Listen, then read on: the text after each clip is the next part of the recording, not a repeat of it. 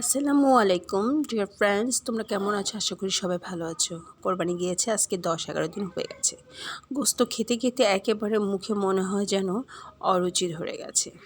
তা আমি সাধারণত কোরবানি ঈদের পরে যে সমস্ত খাবারগুলো সাজেস্ট করি বাসায়, সেই সব জিনিস নিয়ে আজকের একটা ছোট্ট ভিডিও তোমাদের সামনে নিয়ে এসেছি। এখানে দেখো ছোট্ট ছোট্ট আলু দিয়ে আমি সুন্দর করে ম্যাশ করে নিচ্ছি। এটা দিয়ে ভর্তা, এটা আমি দুপুরের জন্য সাজেস্ট করতে পারি।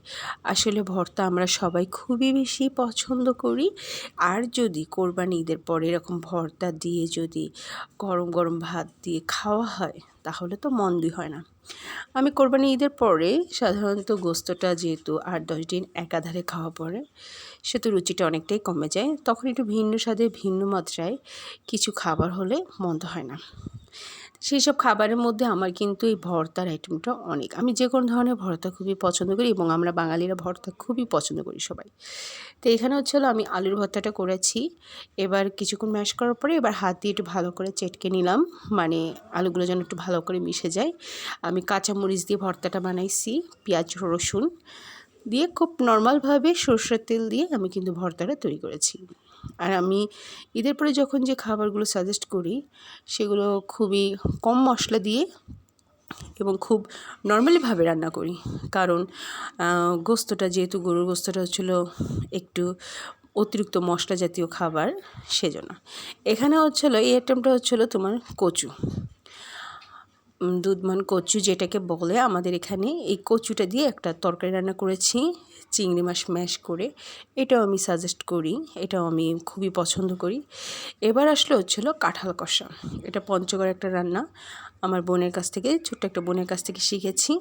আস্তে আস্তে এইভাবে করে কোষটা, এটা কাঁচা এবং পাকা কাঁঠাল মাঝামাঝি যে রান্নাটা, মাঝামাঝি যে কাঁঠালটা সেটা দিয়ে বিভিন্ন ধরনের মশলা দিয়ে এটা রান্না করলে সত্যি একেবারে অন্যরকম একটা ভিন্ন স্বাদ এবং রুচিতেও খুব ভালো লাগে। আর এটা একটু ঝাল ঝাল বেশি হয়, একটু ঝাল ঝাল করে নিলে খেতে অনেকটাই মজা লাগে।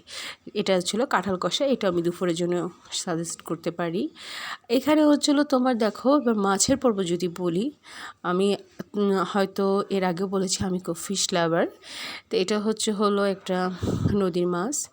মাছটা সত্যি অনেক ভালো, পাবদা মাছ, পাবদা না, এটা পোয়া মাছ। আমার কাছে অনেক ভালো লাগে এটা। আমি সাধারণত ঈদের পরে আমি এটা গোস্তের পরে আমি সাধারণত মাছগুলোকে সেভাবে সাজেস্ট করতে পারি। এবার মাছের ডিমের বড়া।